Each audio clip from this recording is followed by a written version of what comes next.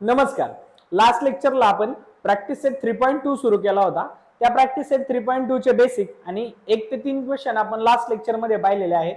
या लेक्चर मध्ये आपण राहिलेला 4th आणि 5th क्वेश्चन कव्हर करणार आहे. 4th आणि 5th क्वेश्चन महत्त्वाचा आहे आणि थोडासा मोठा आहे. त्याच्यामध्ये काही नवीन कन्सेप्ट येतील. ते प्रश्न शिकवत असतानाच मी तुम्हाला ते समजून सांगेल.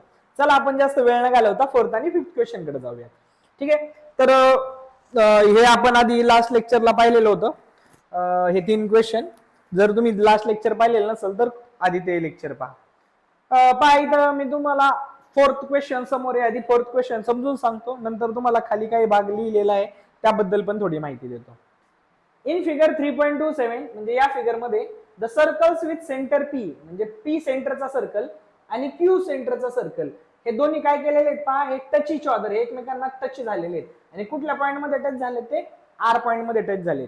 पुढे सांगितलंय a line passing through R meets the circle at A and B. एक लाईन पास केलेली अशा प्रकारे जी आर मधून गेलेली आहे आणि ती दोन्ही सर्कलच्या पॉइंटवर म्हणजे या सर्कलच्या ए पॉइंटला मिळते आणि या सर्कलच्या बी पॉइंटला मिळते. तर प्रूफ करा. काय प्रूफ करा? 3 क्वेश्चन आहेत. सेगमेंट एपी आणि सेगमेंट बीक्यू हे पॅरलल आहेत. म्हणजे ही जी सेगमेंट आहे एपी आणि ही जी सेगमेंट आहे बीक्यू म्हणजे ही वाली ह्या दोन सेगमेंट कशा सांगितल्यात? पॅरलल आहे. ते प्रूफ करा. पहिला क्वेश्चन. दुसरा क्वेश्चन सांगितलाय आपल्याला याच्यामध्ये triangle APR is similar to triangle RQB. हा जो एपीआर आहे हा आणि आरक्यूबी हा, हे दोन ट्रायंगल कसे दाखवा? सिमिलर दाखवा. ओके. त्यानंतर तिसरा क्वेश्चन सांगितलाय की अँगल आरक्यूबी शोधा. आरक्यूबी ची व्हॅल्यू शोधा. आता आरक्यूबी म्हणजे कोणता आहे पहा, इथं दाखवतो मी तुम्हाला. आरक्यूबी म्हणजे आरक्यूबी हा वाला शोधायला लावलाय. कधी? जेव्हा पी ए आर 35 असेल तर. पी ए आर म्हणजे हा वाला 35 असेल, हा वाला 35 असेल तर सांगितलं हा आर क्यू बी हा वाला अँगल शोधा. असे आपल्याला एका प्रश्नामध्ये 3 सब क्वेश्चन विचारलेले आहेत. 3 सब क्वेश्चन आपल्याला विचारलेले आहेत. तर आपल्याला ते सोडवायचे. आता पहा तुम्हाला काय काय लिहायचं या प्रश्नासाठी. बराच भाग मी इथं खाली लिहून दिलाय पहा. आपल्याला पहिल्यांदा गिव्हन लिहावं लागेल. आता गिव्हन लिहिणं म्हणजे काय खूप अवघड गोष्ट नाहीये, लक्षात घ्या. प्रश्नामध्ये जे आहे तेच लिहिलेलं आहे मी. पहा इथं the circles with centre P पासून इथपर्यंत रिस्पेक्टिव्हली पर्यंतचा भाग मी गिव्हन मध्ये लिहिलेला आहे. म्हणजे जे आपल्याला प्रश्नामध्ये दिलेलं आहे ना तो इथपर्यंत भाग मी गिव्हन मध्ये आपल्याला लिहून दिला ऍज इट इज पाहून लिहिलेला आहे मी. वेगळं काय केलेलं नाही. तुम्ही सुद्धा गिव्हन अशा प्रकारे लिहा. त्यानंतर टू प्रूव्हचा भाग आपल्याला काय सिद्ध करायचं ते पण मी लिहिलेलं आहे की हे जे 3 पॉइंट आहेत ते लिहिले.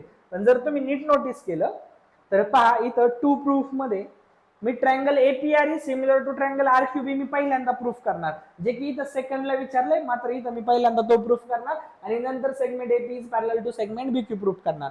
त्याच्या मागचं रिझन आहे की मी एपीआर आणि आरक्यूबी सिमिलर जोपर्यंत प्रूफ करत नाही की ते दोघं सिमिलर आहेत तोपर्यंत मला ही जी केस आहे पहिली केस ही प्रूफ करताच येणार नाही. येते लक्षात.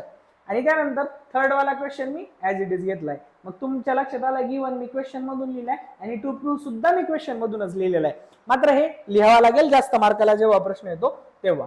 बरं, हे झाल्यानंतर मी काय केलं, हीच जी डायग्राम आहे ना माझी ही मी या ठिकाणी जाणीवपूर्वक काढून ठेवलेली आहे जेणेकरून मला 3 वेळा प्रश्नाकडे जाण्याची आवश्यकता नाही. कारण सगळा गेम माझा कशावर आहे? या डायग्रामवर आहे. तर पहा पुन्हा एकदा सांगतो, मला 3 गोष्टी प्रूव्ह करायच्या. पहिल्यांदा मला हा ट्रायंगल सिमिलर आहे, हे दोन ट्रायंगल सिमिलर आहे, हा वाला ट्रायंगल आणि हा वाला ट्रायंगल सिमिलर आहे हे दाखवायचे. एक. दुसरी गोष्ट, ही जी सेगमेंट एपी आहे ही जी सेगमेंट एपी आहे ही वाली एपी सेगमेंट आणि ही जी बीक्यू सेगमेंट आहे या दोन सेगमेंट पॅरलल आहेत हे दाखवायचे. जेव्हा मी सिमिलर हे प्रूव्ह करतो ना आपोआप हे दोन मला पॅरलल दाखवता येतात. ठीक आहे. आणि तिसरं मला आरक्यूबीची म्हणजे ही वाली व्हॅल्यू विचारलेली की याचा अँगल याचं मेजरमेंट किती असेल आणि हा सांगितलं हा किती आहे? 35 आहे. या गोष्टी आपल्याला फाइंड आउट करायच्या आहेत. चला जास्त वेळ न घालवता आपण काय करू, याला सॉल्व्ह करायला घेऊ. ठीक आहे.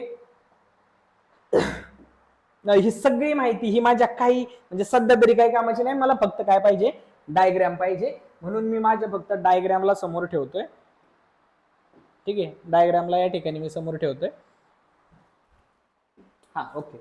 डायग्रामला समोर ठेवतोय आणि याला आपण सॉल्व्ह करायला जातोय. तर प्रूव्ह दॅट विचारलंय म्हणून आपण लिहू प्रूफ म्हणा किंवा सोल्युशन म्हणा काही फरक पडणार नाही. चला मग मी इथं सोल्युशन लिहितो. Solution okay. सोल्युशन मध्ये पहिला काय आपल्याला दोन ट्रायंगल प्रूफ करायचे की सिमिलर आहेत. कोणकोणते? पहिला एपीआर आणि दुसरा आरक्यूबी. पहिला एपीआर आणि दुसरा आरक्यूबी, हे दोन आपल्याला काय करायचे? प्रूफ करायचे. नावं बरोबर आहेत का एकदा मी चेक करतो त्यांची. एपीआर आणि आरक्यूबी बरोबर नाव आहेत. ओके, हे नावं बरोबर आहेत. मग मी काय लिहिणार सगळ्यात पहिल्यांदा? In triangle A P R and triangle R Q B, असं काय लिहिलं? कारण मी आता आरक्यूबी आणि एपीआरचा थोडासा अभ्यास करणार. ठीक आहे, एपीआर आणि आरक्यूबीचा मी थोडासा अभ्यास करणार. जेव्हा मी दोघांचा अभ्यास करतोय तेव्हा माझे हे लक्षात येते की या एपीआर मध्ये हा वाला जो अँगल आहे ना, हा ए आर पी, हा अँगल, आणि आरक्यूबी ट्रायंगल मधला हा वाला अँगल, हे जे दोन अँगल आहेत ना, हे एकमेकांचे व्हर्टिकल अपोजिट अँगल आहेत. 9वी मध्ये झालेला भाग आहे व्हर्टिकल अपोजिट अँगल. एक्स आणि वाय हे दोन कसे असतात? कॉन्ग्रंट असतात. कॉन्ग्रंट म्हणजे सारखे. कसे असतात? कॉन्ग्रंट. कॉन्ग्रंट म्हणजे काय? सारखे. का कॉन्ग्रंट असतात ते पण सांगतो. पहा, व्हर्टिकल अपोजिट अँगल आहे, हा समजा 80 आहे, बरोबर? तर आपोआप हा किती होतो? सरळ लाईन आहे, सरळ लाईन 180 ची असते. मग हा अँगल जर 80 आहे तर हा होतो 100, बरोबर आहे? पुन्हा ही सरळ लाईन आहे, हा 100 आहे, ही सरळ लाईन आहे, तर सरळ लाईन 180 ची, तर हा 100 आहे, हा किती होतो? 80, 180. आणि सेम इकडं हा 80, हा किती होतो? 100. सरळ लाईन आहे 180. व्हर्टिकल अपोजिट अँगल हे कसे असतात पहा, व्हर्टिकल अपोजिट अँगल हे सारखे असतात. म्हणून हा अँगल आणि हा अँगल कसा आहे? सारखा आहे. सारखा आहे म्हणजे कॉन्ग्रंट आहे. सारखा आहे म्हणजे कॉन्ग्रंट आहे. ओके, तर मी काय लिहिणार? त्या दोन अँगलची नावं लिहिणार आणि ते कॉन्ग्रंट आहे असं लिहिणार. ठीक आहे, मग मी इथं लिहितो अँगल ए आर पी, म्हणजे R, angle A R P is congruent to angle, याचं नाव काय? Q R B. Angle Q R B. आणि मी कंसामध्ये कारण काय देणार? Vertical opposite angles. Vertical opposite angles. मला वाटतं हे समजलंय तुम्हाला की बाबा हे दोन अँगल कसे सारखे. ठीक आहे, तरी पण मला वाटतं मी इथं एक चिन्ह करून ठेवतो की बाबा हे दोन अँगल आता आपण सारखे दाखवलेत, हा वाला आणि हा वाला. ओके, चला आता जाऊ आपण थोडंसं पुढे याच्यामध्ये.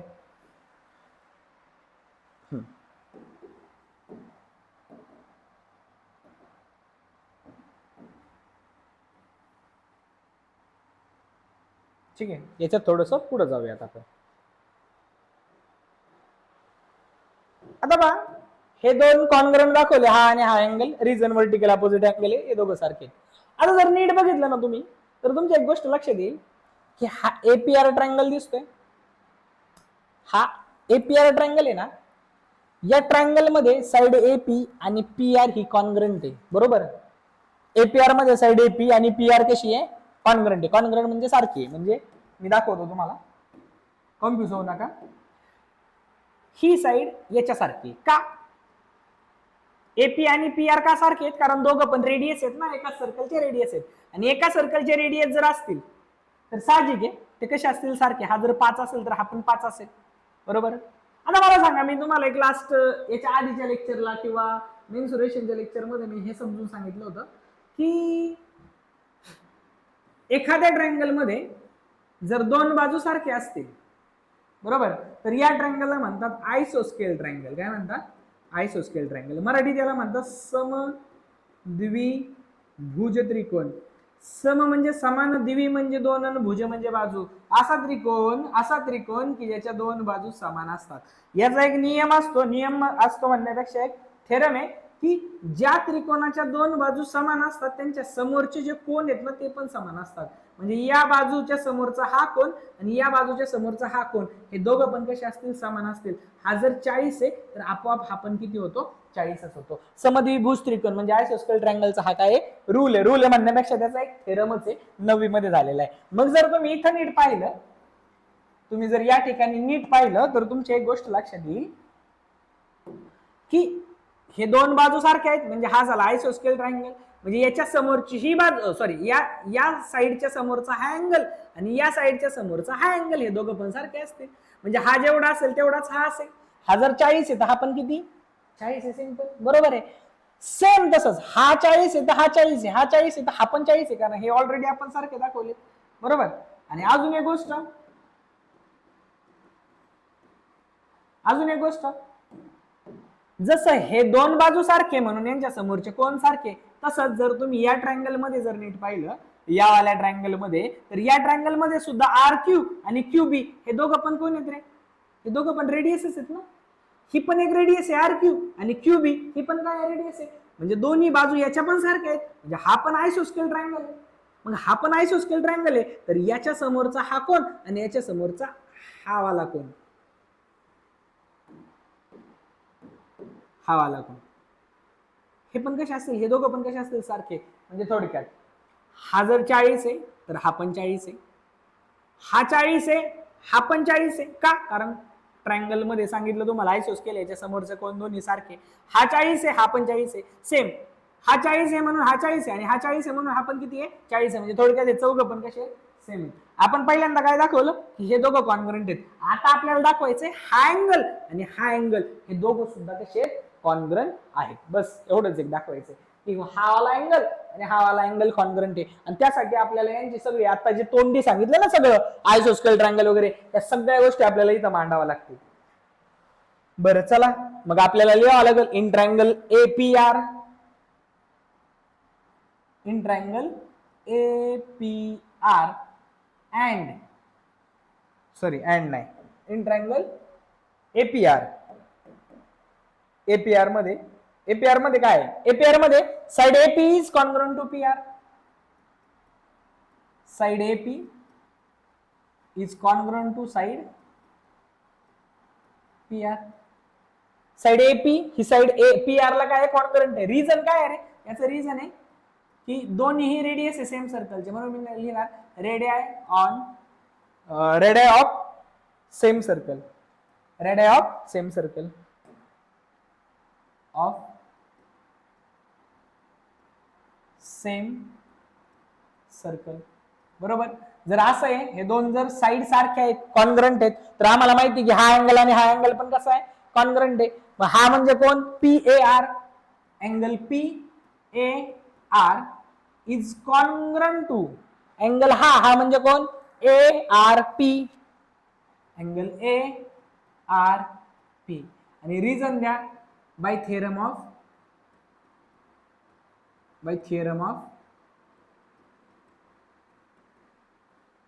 आइसोस्केल ट्रायंगल, बाय थेरम ऑफ आइसोस्केल ट्रायंगल. बरोबर, बाय थेरम ऑफ आइसोस्केल ट्रायंगल. आता बघा या दोन ट्रायंगल मधला आपण हा आणि हा तर आता कॉन्ग्रंट दाखवलाय बरोबर. आता आपल्याला हा वाला ना हा वाला कॉन्ग्रंट दाखवायचा आहे, पण आताच सांगितलं आपण हा आणि हा सेम आहे. मग आपल्याला हा दाखवावा लागेल की याच्यासारखा आहे, म्हणून आपण लिहू शकतो सिमिलरली म्हणजे जसं त्या ट्रायंगल साठी तसं similarly same to same logic आपण इकडे वापरलं. तर in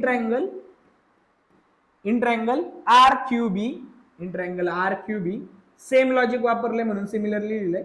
in triangle R Q B angle हा आणि हा सेम आहे, म्हणजेच काय आपण याला म्हणलं बी आर क्यू किंवा क्यू आर बी.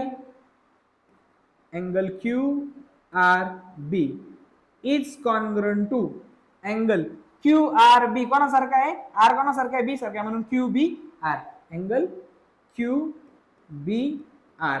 आणि पुन्हा त्याचं रिझन लिहा बाय थिअरम ऑफ आइसोस्केल ट्रायंगल. थोडस जड जाऊ शकतं लिहायला, मात्र समजायला सोपं आहे. मी एकदम सोपं करून सांगितलं की आपण कशा प्रकारे याला लिहू शकतो. बरोबर आहे. आता झालं काय, आपण दाखवलं की हा अँगल आणि हा अँगल सेम आहे. का, अरे हे दोघं सेम आहेत. हा याच्यासारखा आहे, हा याच्यासारखा आहे आणि हा याच्यासारखा आहे. बरोबर, म्हणून आपण खाली लिहू शकतो दॅट्स वाय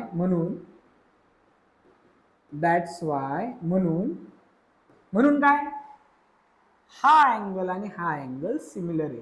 आणि हा कोण P A R, angle PAR is congruent to angle कोणता QBR, अँगल QBR.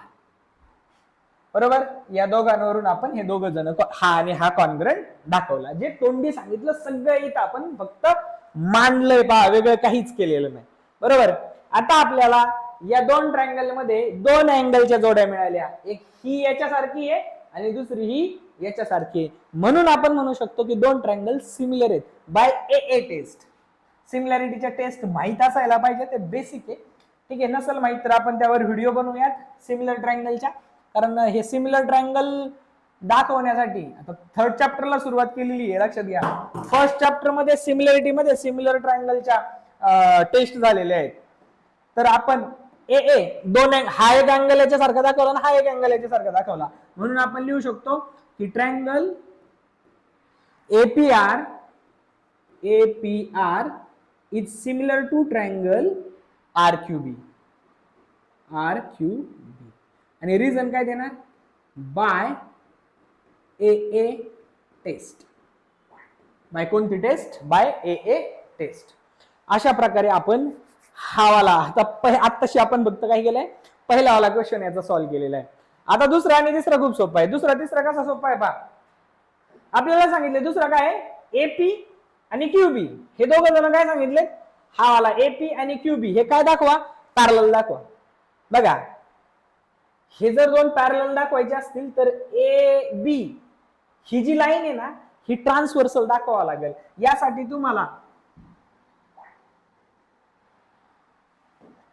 तुम्हाला पॅरलल लाईन आणि ट्रान्सव्हर्सल यांचे काही रूल, काही अँगलचे पेअर माहित पाहिजे. ही पॅरलल लाईन असते, L आणि समजा M जर पॅरलल आहे आणि N त्यांना ट्रान्सव्हर्सल असते म्हणजे छेदून जाते, तर यांच्या काही जोड्या बनतात. ही जी अशी जोडी बनते ना X आणि ही जी Y, याला म्हणायचं अल्टरनेट अँगलची जोडी. Z बनवतात पहा, काय बनवतात, Z. आणि ही जी अल्टरनेट अँगलची जी जोडी असते ना, ही जोडी कॉन्ग्रंट असते. कोणी बनवलेली, पॅरलल लाईनने बनवलेली. पॅरलल लाईनने बनवलेली ही अल्टरनेट अँगलची जोडी कशी असते, कॉन्ग्रंट असते. कॉन्ग्रंट म्हणजे हा 40 तर हा 45 असं. जर असं असेल ही जोडी अल्टरनेट अँगल, तसंच ही आणि ही अल्टरनेट अँगल झेड बनवणारी. जर असं असेल तर समजायचं L आणि M काय आहे, पॅरलल आहेत. हे बेसिक आहे. बेसिक म्हणजे हे 9वी मध्ये सुद्धा झालेलं आहे, म्हणून बेस खूप महत्वाचा आहे. तसंच मग आता इथं लक्ष द्या काय होते. इथं जर तुम्ही या AP ला, मी थोडस बाजूला काढतो, इथं या AP ला AP ही लाईन घ्या आणि इकडची QB ही लाईन घ्या, QB, B आणि Q. बरोबर आहे. आणि यांच्यामधून पहा ही ट्रान्सव्हर्सल चालली AB पहा ही अशी ट्रान्सव्हर्सल चालली, A आणि B चालली. बरोबर आहे, ही चालली AB. आता इथला अँगल आहे पहा हा वाला, हा आणि इकडचा हा अँगल, दोघं पण कसे सेम आहेत ना. बघा आपण सांगितलं होतं चारीचे चारी अँगल सारखेच आहेत. मग हा आणि हा कसा आहे पहा, सारखा आहे. आणि हा काय बनवतात पहा, झेड बनवतात. जसं मगाशी सांगितलं खाली, हा झेड बनवतात. मग हे अल्टरनेट अँगलची पेअर आहे, ही कशी आहे, कॉन्ग्रंट आहे. जर अल्टरनेट अँगलची पेअर ही कॉन्ग्रंट आहे ना, तर साहजिक आहे हा आणि हा हे दोन लाईन जे हे कसे आहेत, पॅरलल आहेत. आपल्याला इझी, एवढं सिंपल आहे. आता जर तुम्हाला समजत नसेल तर समजून जायचं आमचं बेसिक थोडस कच्चं आहे. ठीक आहे.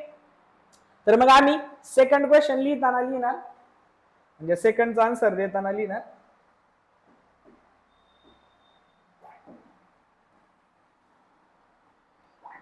आता 2 नंबर चाकटा टाकावा लागेल ना. हा 2 नंबर मध्ये आपल्याला काय लिहावं लागेल, segment AP and segment BQ. बरोबर. आणि ही काय, ट्रान्सव्हर्सल. बरोबर. AB is transversal of segment AP and segment BQ. Segment AB is transversal of segment AP आणि BQ.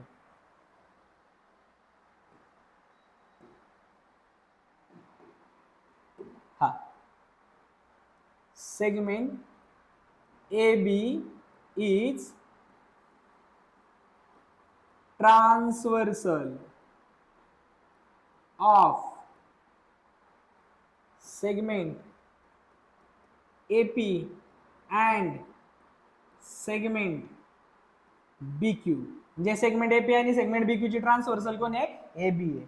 आणि जर असं आहे तर आम्ही काय लिहू शकतो पहा, आपण असं लिहू शकतो की तो जो अँगल दिसतोय दोघांनी मिळून बनवलेला अँगल, म्हणजे कोणता अँगल पहा, हा वाला अँगल पी ए आर, हा पी ए आर आणि B Q B R, P A R, P A R आणि क्यू बी आर, हे दोन जे अँगल दिसतात हे काय आहेत, अल्टरनेट अँगल आहेत. आणि हे कसे आहेत, सेम आहेत. याला आपण ऑलरेडी प्रूफ केलेले आहे. हे बघा इथं प्रूफ केलेले आहे की पी ए आर हा वाला पी ए आर आणि क्यू बी आर, पहा क्यू बी आर हे दोघं कसे आहेत, कॉन्ग्रुएंट आहेत. हे ऑलरेडी आपण प्रूफ केलेले आहे, बरोबर आहे. पी ए आर आणि क्यू बी आर.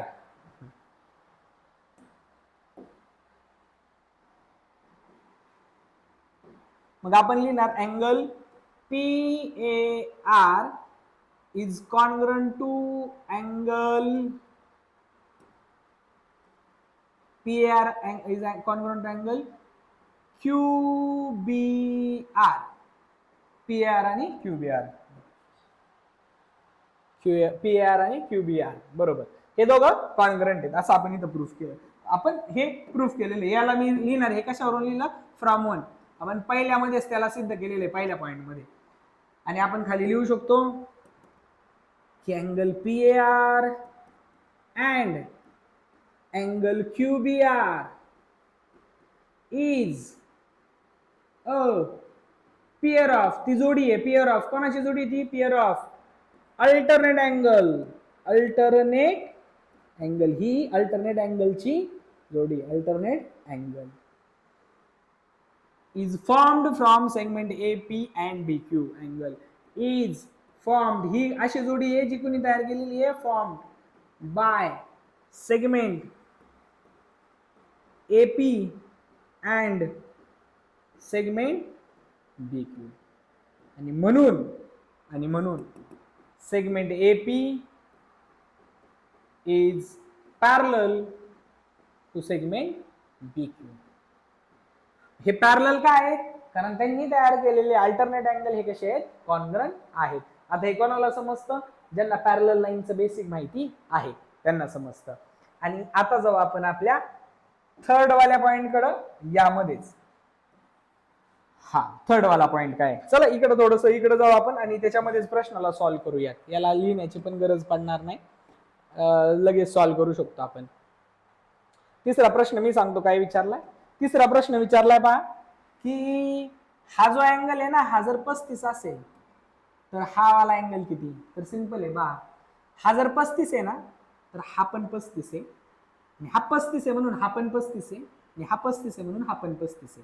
म्हणजे हा झाला 35, हा झाला 35, बरोबर. मग उरलेला हा किती, तर 35 आणि 35 70. आणि पूर्ण त्रिकोण असतो 180 मापाचा, 35 आणि 35 70, 180 मधून 70 वजा करा, त्याचं उत्तर येईल 110. तर आर क्यूबी किती असेल, 110. याला लिहायचं कसं, सिंपल, थर्ड पॉइंट टाका आणि टाका in triangle Q R B, in triangle Q R B angle Q plus angle R plus angle B is equal to 180 degree.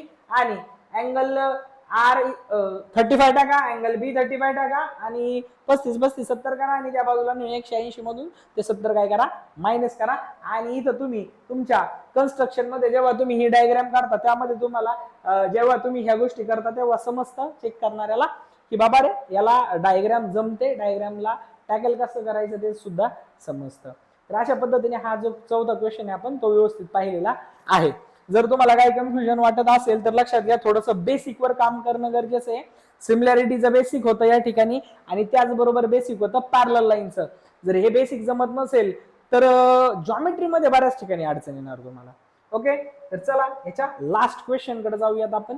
Last वाल्या क्वेश्चनचं पण गिवन आणि टू फाइंड मी लिहून घेतलेलं आहे, कारण ते आपल्याला क्वेश्चन मध्येच होते त्या कारणाने. ओके, चला क्वेश्चनला वाचूयात आपण. प्रश्न काय अवघड नाही, समजून घ्या. 3.8 फिगर मध्ये circles with centres A and B touch each other at E. दोन सर्कल आहेत, एकाचा पॉइंट ए, सेंटर दुसऱ्याचा बी आहे, आणि हे दोघं जण एका पॉइंटला इंटरसेक्ट करतात, त्याला म्हणायचं पॉइंट ई. टच करतात त्याला म्हणायचं point E. Line L is a common tangent, ही लाईन एल जी आहे ती कॉमन टँजंट आहे दोघांची. Which touches the circle at C and D, आणि या सर्कलला सी मध्ये टच करते आणि या सर्कलला डी मध्ये टच करते. आणि एवढं जे सगळं वाचलं ना ते सगळं गिवन मध्ये ऍज इट इज लिहून ठेवलेलं आहे, तुम्ही पाहू शकता, वेगळं काहीच नाही केलेलं. बरोबर. हा मात्र गिवन मध्ये अजून एक गोष्ट लिहिली की छोट्या सर्कलची रेडियस 4 सेंटीमीटर आहे आणि मोठ्या सर्कलची रेडियस किती आहे 6 सेंटीमीटर. ती लिहिली radius of smaller circle R1 4 centimetre, radius of bigger circle R2 is equal to 6 centimetre. ही गोष्ट मात्र लिहिलेली आहे. आणि फाइंड काय करायचंय, find the length of segment CD हे फाइंड आउट करायचंय. म्हणजे हे जे CD आहे ना याचं माप शोधायचं, बस एवढाच क्वेश्चन. ठीक आहे. तर गिवन लिहिलेलं आहे, कसा लिहिला सांगितला, त्याच्यामध्ये रेडियस ऍड केली फक्त, आणि टू फाइंड मध्ये जे विचारलंय ते मी फक्त टू फाइंड मध्ये लिहिलेलं आहे. ओके. ह्या सगळ्या गोष्टी आपण लिहून घेतल्या. आपल्याला CD फाइंड आउट करायची हे लक्षात ठेवा. बाकी सगळा खेळ डायग्रामवर आहे. आधी मी तुम्हाला सगळं डायग्रामवर सॉल्व्ह करून दाखवतो आणि नंतर त्याला आपल्याला मांडायचं आहे. ही डायग्राम आहे, डायग्रामवर आपल्याला याला सॉल्व्ह करायचं.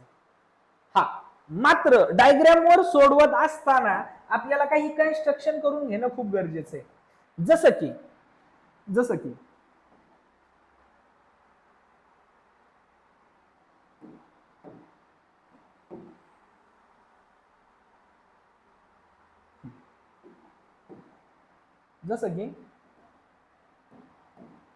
आपल्याला ए पासून बी हा पॉइंट जोडून घ्यावा लागेल, म्हणजे दोन सर्कलचे सेंटर्स आपल्याला काय करावं लागतील, जोडून घ्यावं लागतील. एक दुसरी गोष्ट, ए पासून हा जो सी आहे तो जोडून घ्यावा लागेल. मला वाटतं तुम्हाला आता आठवत असेल मागचं बेसिक की सर्कलचा टँजंट आणि त्याची रेडियस ज्या ठिकाणी मीट होते त्या पॉइंटवर आपल्याला 90 डिग्रीचा अँगल बनतो. किती डिग्रीचा अँगल बनतो, 90 डिग्रीचा. बरोबर. म्हणजे इथं 90 डिग्रीचा अँगल बनला. त्याचबरोबर सेम इथं पण बी पासून आपण जर डी जोडून घेतला तर इथं सुद्धा किती डिग्रीचा अँगल बनतो, 90 डिग्रीचा अँगल बनतो. बरोबर आहे. आणि आपल्याला CD याची लेंथ शोधायची. CD दिसते का, याची लेंथ शोधायची. पहा इथं एक क्वाड्रिलॅटरल बनलाय, त्या क्वाड्रिलॅटरल मध्ये दोन अँगल 90 चे बनलेत, हा 90चा आणि हा 90चा. मग याचा अर्थ असा आहे का हा रेक्टँगल आहे, तर नाही, हा रेक्टँगल मुळीच नाही. कारण रेक्टँगल तयार होण्यासाठी काय करावं लागतं, सगळे जे अँगल आहेत ते 90 डिग्रीचे असायला पाहिजे. पण ऑलरेडी हे दोन अँगल काय दिसतात आपल्याला, 90 डिग्रीचे दिसतात. तर यासाठी यामध्ये मी अजून एक कन्स्ट्रक्शन असं करणार की ज्यामध्ये पा AC जो रेडियस आहे तो छोटा आहे आणि BD हा रेडियस मोठा आहे. बरोबर आहे. आपल्याला माहिती AC किती आहे, AC आहे 4 सेंटीमीटर. बरोबर आहे का. एकदा मी क्वेश्चन कडे जातो. हा 4 आणि 6 आहे. बरोबर. मग हा जो माझा आहे, हा जो छोटा आहे तो 4 सेंटीमीटरचा. बरोबर. आणि हा जो मोठा आहे तो किती सेंटीमीटरचा आहे, 6 सेंटीमीटरचा आहे. पण या 6 सेंटीमीटरवर जर मी इथून 4 सेंटीमीटर इतकं अंतर जर मोजलं, सपोज तो इथं आला, इथून, कारण हा पूर्ण 6 आहे ना, हा पूर्ण 6 आहे. हा जर मी इथं घेतला, सपोज हा 4 आहे, एवढा असा 4 आहे कन्सिडर करा, आणि या 4 वर आपण ए पासून असं जोडलं, म्हणजे ए पासून, ए पॉइंट पासून हा पॉइंट जर आपण जोडला, हा वाला, मी थोडासा याला, ठीक आहे इथं दाखवतो मी, 4 हा पॉइंट जोडला, तर आमच्या एक गोष्ट लक्षात येते की इथून इथपर्यंतचा पॉइंट हा झाला 4 सेंटीमीटर. बरोबर. हा पण 4 सेंटीमीटर, हा पण 4 सेंटीमीटर, हा 90, हा 90, आपोआप हा पण 90 होईल, हा पण 90 होईल. म्हणजे आपण काय करतोय की एक रेक्टँगल बनवतोय कन्स्ट्रक्शन करून. काय बनवतोय, रेक्टँगल बनवतोय कन्स्ट्रक्शन करून. आणि जे काही आपण इथं बनवलेलं आहे रेक्टँगल दिसतोय.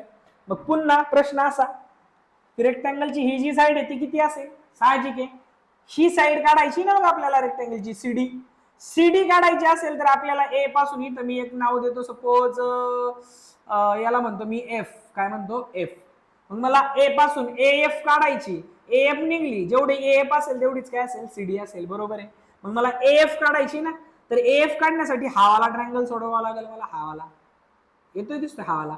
जर हा 90 आहे तर ही बाजू पण किती असेल, 90 असेल. म्हणजे एक ट्रायंगल बनलेला दिसेल तुम्हाला, हा वाला काय बनला, ट्रायंगल. आणि हा 90 डिग्री असल्यामुळे हा कोणता ट्रायंगल बनला, राईट अँगल ट्रायंगल. मला तुम्हाला जास्त कन्फ्यूज करायचं नाहीये, त्यामुळे मी डिटेल मध्ये फक्त डायग्राम समजून सांगतोय.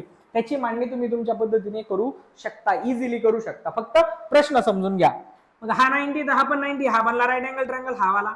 बरं. त्याच्यासाठी आपल्याला ही बाजू म्हणजे हाय हायपोटेनस पूर्ण हा माहित पाहिजे. हो माहिती आहे आम्हाला, तर या सेंटर पासून या सेंटर पर्यंतचा डिस्टन्स काढायचं आहे फक्त.